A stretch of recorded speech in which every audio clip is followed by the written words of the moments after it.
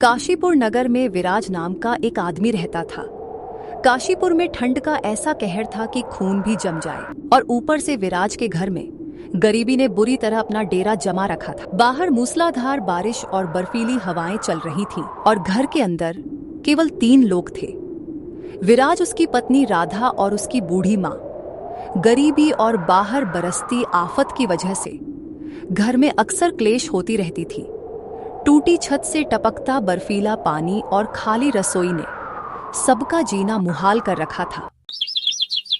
एक दिन जब बाहर तूफान गरज रहा था, बूढ़ी माँ कांपते हुए अपनी बहू से कहती है, बहू, पेट में चूहे कूद रहे हैं, ठंड से जान निकल रही है और कल से अन्न का एक दाना नहीं गया। कुछ खाने को गर्म हो तो दे दे, अब यह भूख और यह जारा सहा नहीं जाता।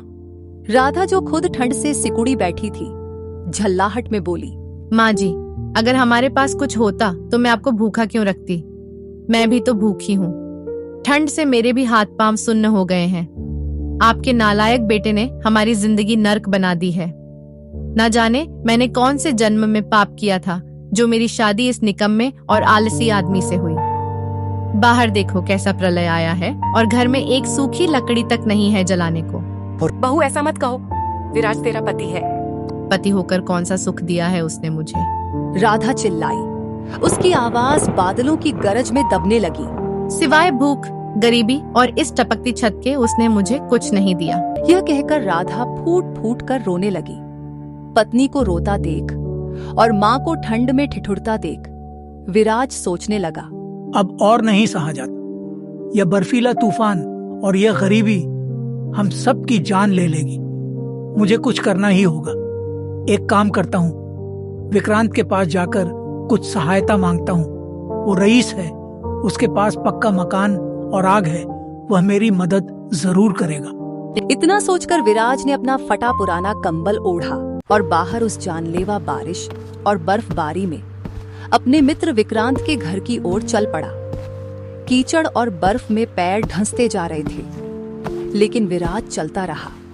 जब विराज कांपता हुआ विक्रांत के विशाल और गर्म घर पहुंचता है, तो विराज की हालत देखकर उसका मित्र विक्रांत अलाव के पास बैठे बैठे पूछता है, क्या बात है विराज, इस प्रलय जैसी बारिश में तुम यहाँ क्यों आए हो? तुम्हारा चेहरा क्यों उतरा हुआ है? क्या बताऊं विक्रांत, गरीबी और इस मौसम की मार ने कमर तोड़ दी है। घर में खाने को दाना नहीं है, छत टपक रही है, हर दिन घर में चिक चिक रहती है। गरीबी ने जैसे चैन सुकून सब छीन लिया है। अगर तुम थोड़ी सी मदद कर दो तो शायद हम इस ठंड में मरने से बच जाएं। देखो विराज, मैं तुम्हारी कोई मदद नहीं कर सकता। मैं पहले ही धन से कई बार तुम्हारी मदद कर चुका हूं। तुमने आज तक मेरा एक भी रुपये नहीं लौटाया। ऐसा कब तक चलेगा? तुम कोई काम धंधा क्यों नहीं करते? जब तुम्हारे पास धन खत्म हो जाता है तो तुम इस तूफान में भी मेरे पास चले आते हो। मैंने दोस्ती का लिहाज किया, लेकिन अब बहुत हुआ। मैं तुम्हें एक फूटी कौड़ी नहीं दूंगा। मेरा भी परिवार है, मुझे उनकी चिंता करनी है। इस मुश्किल वक्त के लिए बचाना है। विराज की आंखों में आंसू आ गए। इसका मतलब तुम मेरी मदद नहीं करोगे? नहीं, बिल्कुल नहीं।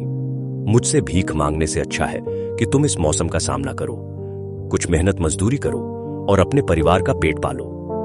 अब जाओ यहाँ से, मेरे घर में गीले पैर मत करो। अपने मित्र विक्रांत की बात सुनकर विराज का मुंह लटक गया। बाहर बिजली कड़क रही थी और वह निराश होकर वापस ठंड और बारिश में अपने घर की ओर चल दिया। बस विक्रांत से ही उम्मीद थी, वही मुझे इस मुसीबत से निकाल सकता था। लेकिन अब वह उम्मीद भी इस बर्फ में दफन हो गई। अब मैं क्या करूं? सुबह से पेट खाली है और ठंड हड्डियों को गला रही है। ये सोचते सोचते विराज घर पहुंच जाता है। उसे बहुत जोरों की भूख लगी थी और ठंड से शरीर कांप रहा था। इसलिए वह अपनी पत्नी राधा से कहता है, राधा, जल्दी से कुछ गर्म खाने को ले आओ, या कम से कम गर्म पानी ही दे दो। शरीर में अब जान नहीं बची है। राधा ने गुस्से में उसे देखा। आप घर में कुछ छोड़ गए थे क्या जो निकाल कर खाने को दे दो? तुम्हें भूख लगी है तो क्या मैंने दावत उड़ाई है? मैं भी तो भूखी प्यासी इस ठंड में बैठी हूँ। मेरी तो किस्मत ही फूट गई जो मुझे तुझ जैसा दरिद्र पति मिला। राधा अपने पति को उल्टा सीधा सुनाने लगी। यह देखकर भूख और ठंड से व्याकुल विराज को गुस्सा आ गया। बाहर तूफान का शोर था और अंदर उसका दिमाग फट रहा था। वह गुस्से में अपनी पत्नी से बोला, धन स्त्री के भाग्य से मिलता है। जब से मैं तुझे ब्याह कर इस घर में लाया हूं, तेरे कदम पड़ते ही मेरे सब कामकाज ठप हो गए। ना जाने वो कौन सा दिन आएगा जब तुझसे पीछा छूटेगा। यह सुनते ही राधा आपे से बाहर हो गई और बादलों की गरज से भी तेज चिल्लाकर कहने लगी, तुम खुद तो कोई कमाई दमाई करते नहीं और दोष मेरे सर पर डाल रहे हो। बस दूसरों पर इल्जाम लगाना बखूबी आता है, खुद के निकम्मेपन पर शर्म नहीं आती। इतना कहकर राधा जोर जोर से रोने लगी। उसकी रुलाई बारिश की आवाज में घुलने लगी। राधा को रोता देखकर विराज निर्दयता से बोला, रो, खूब रो, जितना रोना है रो, खूब आंसू बहाओ। शायद तुम्हारे आंसुओं से घर की पानी की कमी पूरी हो जाए, लेकिन याद रखना, तुम्हारे इन आंसुओं का अब मुझ पर कोई असर नहीं होने वाला। बहू को रोता देखकर विराज की बूढ़ी माँ कांपती हुई जल्दी से आई और कहने लगी, अरे तुम दोनों ने इस आफत के मौसम में ये क्या तमाशा लगा रखा है? क्यों इतना शोर मचा रखा है? अरे क्यों झगड़ रहे हो? झगड़ा करने से क्या ठंड कम हो जाएगी या पेट भर जाएगा? हाँ माँ जी, झगड़ा मैं नहीं, तुम्हारा यह सबूत कर रहा है। खुद तो कुछ करते धरते हैं नहीं, मुझे दोषी बताते हैं। मेरी जगह अगर कोई औरत होती तो इस टूटे घर और बर्फीली हवाओं में एक दिन नहीं टिकती। इतना कहकर राधा फिर से जोर जोर से रोने लगी। राधा की रोने की आवाज बारिश के शोर को चीरती हुई बाहर गश्त लगा रहे शाही सैनिकों के कानों तक पहुंची। सैनिकों ने अपने भारी रेनकोट संभाले और आपस में कहा, इस घर में कोई स्त्री रो रही है, हमें घर के अंदर चलकर देखना चाहिए, आखिर माजरा क्या है। दोनों सैनिक बगैर इजाजत के विराज के घर का दरवाजा धक्का देकर अंदर घुस जाते हैं। उनके भीगे जूतों से फर्श गंदा हो गया। वे पूछने लगे, क्या बात है, यह रोना धोना क्यों मचा रखा है? तुम्हारे रोने की आवाज बाहर तूफान में भी सुनाई दे रही। सैनिकों को सामने देखकर राधा ने रोना थोड़ा कम कर दिया। बूढ़ी माँ और विराज ने भी डर के मारे कोई जवाब नहीं दिया। बोलते क्यों नहीं? क्या बात है जो तुम्हारी पत्नी रो रही है? क्या तुमने इसे पीटा है? विराज ने सैनिक की बात का कोई उत्तर नहीं दिया, बल्कि वो मन ही मन सोच रहा था, कितनी शर्म की बात है। घर की बात राधा के रोने से घर की चौखट लांग गई। अब मेरी नगर में क्या इज्जत रहेगी? इस महिला ने मेरी जिंदगी बर्बाद कर दी। विराज को चुप देखकर सैनिक ने अपनी तलवार पर हाथ रखा और कड़क आवाज में कहा, बताते क्यों नहीं? आखिर क्या बात है जिस वजह से यह स्त्री रो रही है? क्या बताऊं? कुछ बात हो तो बताऊं भी। जरूर तुमने इसे पीटा है, शायद तुम अभी जानते नहीं हो। हमारे महाराज हिमाद्री के राज्य में महिला का अपमान करने की कितनी बड़ी सजा है। सैनिक की बात सुनकर विराज को गुस्सा आ गया। वो गुस्से में बोलता है, बात कुछ भी हो, यह हमारा घरेलू मामला है, तुम्हें दखल देने की कोई जरूरत नहीं है। और तुमने बगैर पूछे मेरे घर में प्रवेश कैसे किया?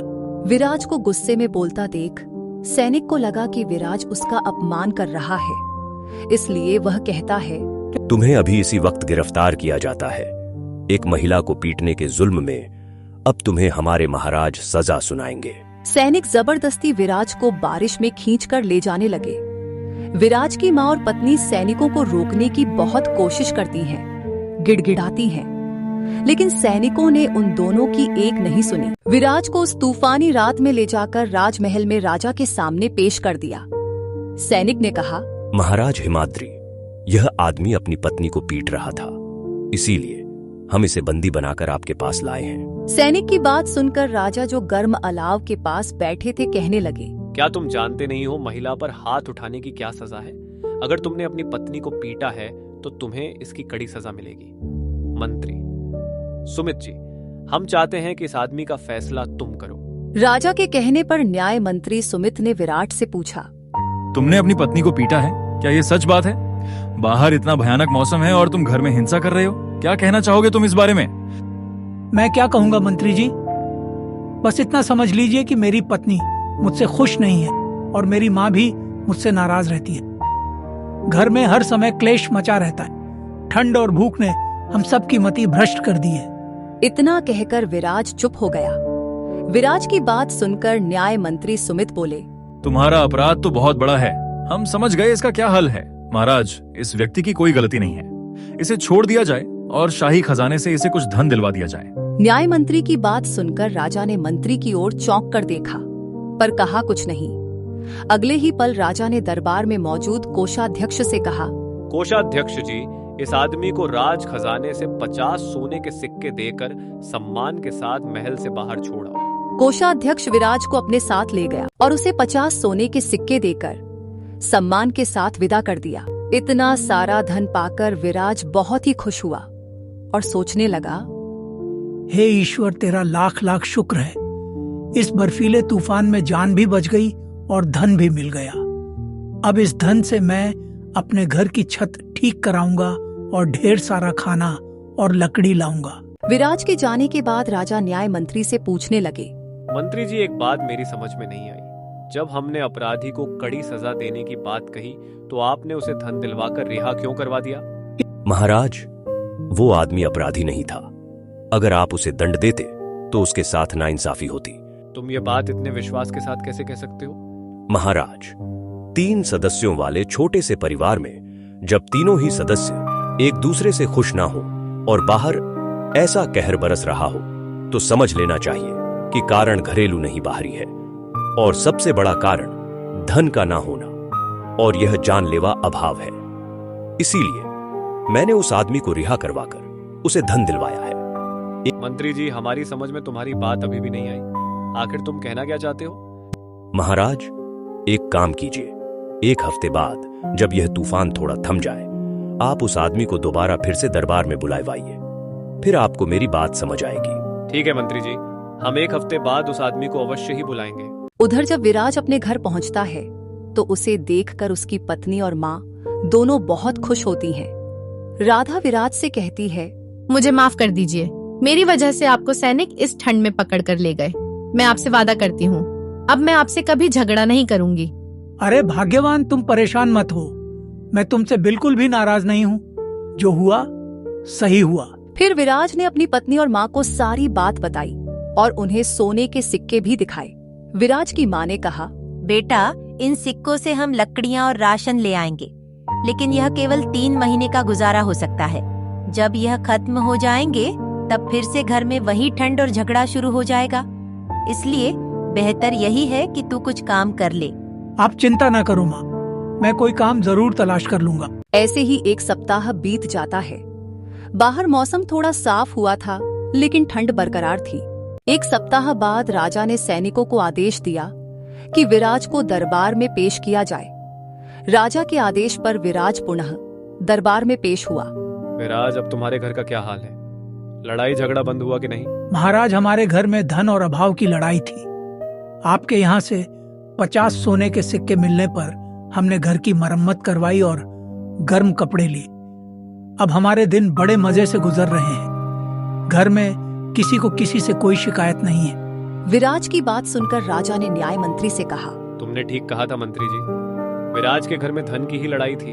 हम तुम्हारे न्याय का लोहा मान गए हैं। न्याय मंत्री सुमित ने विराज को समझाते हुए कहा, विराज, तुम्हारे घर का झगड़ा तभी तक शांत रहेगा जब तक तुम्हारे पास वो 50 सोने के सिक्के हैं। सिक्के खत्म होते ही यह सर्द हवाएं फिर से तुम्हारे घर में झगड़ा ले आएंगी। आप ठीक कहते हैं मंत्री जी। तुम ऐसा कोई काम करो जिससे तुम्हारे घर में धन की कमी हमेशा हमेशा के लिए दूर हो जाए। मंत्री जी, मैं काम की तलाश कर रहा हूँ। काम की तलाश जारी रखो, कोई ना कोई काम अवश्य ही मिल जाएगा। इसके बाद विराज राज दरबार से खुशी खुशी अपने घर की ओर चल पड़ा। रास्ते में उसे एक जगह भीड़ जमा दिखाई देती है। लोग आग के चारों ओर घेरा बनाकर खड़े थे। विराज उस भीड़ में चला जाता है और एक आदमी से पूछता है, अरे भाई, इस कराती ठंड में यहाँ इतनी भीड़ क्यों जमा है? ईश्वर ने इतनी बड़ी बड़ी 2 आंखें दी हैं, दिखाई नहीं देता। वो आदमी अपनी बकरी बेच रहा है। बकरी बेचने वाला चिल्ला रहा था, जो कोई मेरी इस वफादार बकरी को 10 सोने के सिक्कों में खरीद ले, जो भी इस बकरी को खरीदेगा उसे कभी धन की कमी नहीं होगी। अरे भाई, जब ये बकरी इतनी ही भाग्यवान है तो तुम खुद ही क्यों नहीं रख लेते अपने पास? दूसरों को क्यों बेच रहे हो? तुम्हारी बात बिल्कुल सही है, लेकिन मेरे पास पहले से ही बहुत धन है। अब मुझे और धन की जरूरत नहीं है। बकरी वाले की बात सुनकर विराज सोचने लगा, अगर मैं इस आदमी से यह भाग्यवान बकरी खरीद लूं तो मेरा घर धन से भर जाएगा और मुझे इस ठंड में बाहर काम भी नहीं करना पड़ेगा। बगैर कुछ करे धन मेरे पास चला आएगा। इतना सोचकर विराज बकरी वाले से कहता है, मैं इस भाग्यवान बकरी को 10 सोने के सिक्कों में खरीदने को तैयार हूँ। ठीक है, आज से यह भाग्यवान बकरी तुम्हारी हुई। विराज 10 सोने के सिक्के देकर बकरी को बर्फीले रास्ते से अपने घर ले जाता है और खुश होता हुआ अपनी पत्नी से कहता है, राधा कहाँ है? जरा जल्दी इधर आओ, देखो मैं क्या लाया हूँ। विराज की बात सुनकर राधा घर से बाहर आती है। जब वो बकरी को देखती है तो वो विराज से कहती है, अरे आप यह बकरी कहाँ से ले आए? बाहर इतनी बर्फ है, इससे रखेंगे कहाँ? मैं इस बकरी को 10 सोने के सिक्के देकर खरीद कर लाया हूँ। ये बकरी बहुत ही भाग्यवान है, जिस घर में भी जाती है उस घर को धन से भर देती है। ये आपने क्या किया जो आप 10 सोने के सिक्कों में यह बकरी ले आए? अरे किसी ने आपको पागल बना दिया है, ठग लिया। अब हम इस बकरी को क्या खिलाएंगे? यहाँ तो खुद खाने को कुछ नहीं है और बाहर घास भी बर्फ के नीचे दबी है। बकरी ने अचानक कहा, आप मेरी चिंता मत करो, मैं जंगल में जाकर बर्फ हटाकर घास खा लिया करूंगी। बकरी को बोलता देखकर विराज और उसकी पत्नी दोनों के होश उड़ गए। ठंड में उनके रोंगटे और खड़े हो गए। विराज बकरी से कहता है, तुम इंसानों की तरह बोलती हो? ये तो बड़ी हैरानी की बात है। मैंने कभी किसी जानवर को इंसानों की तरह बोलते नहीं देखा। हाँ, मैं बोल सकती हूँ। मैं कोई साधारण बकरी नहीं हूँ, मैं भी तुम्हारी तरह ही एक इंसान हूँ। क्या? ये कैसे हो सकता है? बकरी ने अपनी कहानी शुरू की। मेरा नाम काव्या है। मैं एक सुंदर और बुद्धिमान युवती थी। एक दिन हमारे बर्फीले पहाड़ी गांव में एक जादूगर आया। उसका नाम जादूगर काल था। उसने अपनी शक्तियों से तूफानों को रोक दिया, जिससे सब उस पर आंख बंद करके विश्वास करने लगे। एक दिन उस जादूगर की नजर मुझ पर पड़ी। उसने मुझसे विवाह करने को कहा, लेकिन मैंने साफ इनकार कर दिया। मेरे इनकार करने से वो जादूगर आग बबूला हो गया। फिर उसने अपने काले जादू और बर्फीली शक्तियों से मुझे बकरी के रूप में बदल दिया। उसका कहना था, अगर तू मेरी नहीं हो सकती तो किसी और की नहीं होगी। अब तू हमेशा के लिए एक जानवर बनकर इस ठंडे जंगल में भटकेगी। मैं रोती रही, चिल्लाती रही, पर उसको मुझ पर रहम नहीं आया। ये कहते कहते बकरी की आंखों से आंसू गिरने लगे। बकरी को रोता देख राधा का दिल भर आया। फिर वह बकरी से बोली, यह तो तुम्हारे साथ बहुत बुरा हुआ। क्या तुम अब कभी इंसान नहीं बन पाओगी? मेरे इंसानी रूप में आने का सिर्फ एक ही तरीका है। अगर उस जादूगर काल की हिम छड़ी तोड़ दी जाए। वो छड़ी ही उसकी सारी ताकत और इस तूफान का स्रोत है। जब वो छड़ी टूट जाएगी, उसके बाद सारा जादू खत्म हो जाएगा और मैं फिर से अपने असली रूप में लौट जाऊंगी। लेकिन उस जादूगर की छड़ी को नष्ट करना बहुत मुश्किल है। तुम परेशान ना हो, मैं तुमसे वादा करती हूँ, ईश्वर ने चाहा तो तुम अपने इंसानी रूप में आ जाओगी। फिर राधा अपने पति से कहती है, विराज, मैंने अपने जीवन में कभी तुमसे कोई चीज नहीं मांगी, लेकिन आज मुझे इस महिला की कहानी सुनकर बहुत दुख हुआ है। तुम्हें कैसे भी इसे जादूगर के जादू से मुक्त करवाना होगा। ये तुम क्या कह रही हो राधा? बाहर देखो कैसा प्रलय है। मैं उस खतरनाक जादूगर का सामना कैसे कर सकता हूँ? अगर उसने मुझे अपने जादू से बर्फ की मूर्ति बना दिया तो मैं क्या करूँगा? तुम अपनी चिंता मत करो, बस तुम कैसे भी करके उस जादूगर की वो जादुई छड़ी नष्ट कर दो। विराज अपनी पत्नी को बहुत मना करता है, लेकिन उसकी पत्नी अपनी जिद पर अड़ चुकी थी। हार थक कर विराज ने फैसला किया कि वह उस बर्फीले नरक में जाकर बकरी को मुक्ति दिलाएगा। अगले ही दिन विराज जादूगर की तलाश में घने जंगलों और बर्फीले पहाड़ों की ओर निकल पड़ा। जादूगर की तलाश करते करते विराज को 3 दिन गुजर गए। ठंड से उसका शरीर नीला पड़ने लगा था। एक दिन विराज को एक बर्फ से ढकी गुफा दिखाई दी। गुफा के बाहर धनी रमाए एक अर्शी बैठे थे। विराज अर्शी के पास गया और प्रणाम किया। तुम कौन हो बेटा, और इस जानलेवा मौसम में यहाँ किस लिए आए हो? बाबा, मेरा नाम विराज है। मैं यहाँ एक जादूगर की तलाश में आया हूँ। फिर विराज साधु बाबा को सारी बात बताता है। विराज की बात सुनकर अर्शी कहते हैं, बेटा, जिस जादूगर काल की तुम तलाश में हो वो बहुत ही खतरनाक है। वो हवाओं को जमा सकता है। तुम्हारी भलाई इसी में है कि तुम यहाँ से वापस चले जाओ। बाबा, मैं जानता हूँ कि यह आसान नहीं है, लेकिन मैं अपनी पत्नी को वचन देकर आया हूं। अब इस काम में मेरी जान ही क्यों ना चली जाए। बेटा, तुम बहुत हिम्मत वाले हो। यह लो, मेरे पास यह अग्नि अंगूठी है। तुम इसे अपने पास रख लो। यह अंगूठी तुम्हें ठंड से बचाएगी और हर मुसीबत में साथ देगी। इससे तुम जो मदद मांगोगे यह करेगी। साधु बाबा से अंगूठी लेकर विराज अपने सफर पर रवाना हो गया। अंगूठी से एक सुखद गर्मी निकल रही थी। कुछ दूर चलने के बाद विराज अंगूठी से कहने लगा, ए जादुई अग्नि अंगूठी, मुझे उस जादूगर काल के बर्फीले महल में पहुंचा दे। आंख झपकते ही जादुई अंगूठी ने विराज को जादूगर के महल में पहुंचा दिया। महल पूरी तरह बर्फ का बना था। जादूगर एक बड़े से बिस्तर पर सो रहा था, लेकिन उसके पास उसकी छड़ी नहीं थी। विराज महल में छड़ी ढूंढने लगा। ढूंढते ढूंढते वो एक तहखाने में पहुंचा, जहां 2 आदमी जंजीरों में जकड़े हुए कांप रहे थे। विराज को देखकर वह डर गए। विराज ने कहा, डरिए मत, मैं विराज हूँ। मैं तुम्हें आजाद करवाने आया हूँ। विराज ने अंगूठी से कहा, ए जादुई अंगूठी, इनकी जंजीरें पिघला दे और इन्हें मुक्त करवा दो। अंगूठी ने अपना काम किया। उन दोनों आदमियों में से एक ने कहा, हमें जल्दी यहाँ से निकलना होगा, लेकिन जाने से पहले हमें जादूगर की वह मनहूस छड़ी नष्ट करनी होगी। लेकिन छड़ी कहाँ है? जादूगर उसे हमेशा अपने पास रखता है, लेकिन अभी वह शायद अपने ध्यान कक्ष में है। एक रास्ता है। मैं और मेरा साथी जादूगर के सामने जाएंगे और शोर मचाएंगे। जब उसका ध्यान हमारे ऊपर हो, तुम चुपचाप पीछे से आकर उसकी छड़ी तोड़ देना। योजना के मुताबिक दोनों जादूगर के कमरे में गए। जादूगर की आंख खुली और उसने गुस्से में कहा, तुम दोनों यहाँ? तुम्हें मेरी कैद से किसने आजाद किया? दोनों ने इधर उधर की बातें करके उसे उलझाए रखा। जादूगर का ध्यान पूरी तरह उन पर था।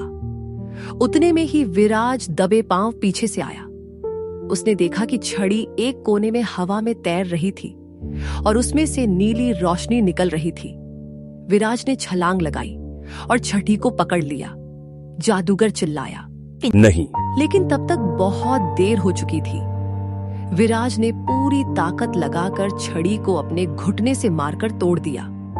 छड़ी के टूटते ही एक जोरदार धमाका हुआ और जादूगर काल वहीं बर्फ बनकर बिखर गया। उधर वो बकरी भी उस बर्फीले तूफान के बीच इंसानी रूप में आ गई। काव्या अपने को असली रूप में देखकर बहुत खुश हुई और राधा से बोली, इसका मतलब है तुम्हारे पति ने जादूगर का अंत कर दिया है। उधर विराज ने जादुई अंगूठी से कहा, ए अंगूठी, हम तीनों को वापस आर्ष बाबा के पास पहुंचा दे। पलक झपकते ही वे तीनों अर्श के पास पहुंच गए। विराज ने अर्श को अंगूठी लौटा दी और धन्यवाद दिया। बाबा ने आशीर्वाद देकर उन्हें घर भेजा। जब विराज घर पहुंचा तो मौसम साफ हो चुका, सूरज निकल आया था। विराज को देखकर राधा दौड़कर उसके पास आई। काव्या ने हाथ जोड़कर कहा, विराज जी, जो आपने मेरे लिए किया है वह मैं शब्दों में बयान नहीं कर सकती। आपने न सिर्फ मुझे जीवन दिया, बल्कि इस पूरे इलाके को उस जादूगर के बर्फीले कहर से भी बचा लिया। आप मेरे लिए भगवान से कम नहीं हैं। काव्या दुआएं देती हुई अपने घर चली गई। उसके बाद विराज अपनी पत्नी राधा और अपनी माँ के साथ उस साफ और सुहाने मौसम में खुशी खुशी अपना जीवन बिताने लगा। अब उनके घर में ना तो ठंड का डर था और ना ही गरीबी का, क्योंकि मेहनत और प्यार की गर्माहट अब उनके साथ थी।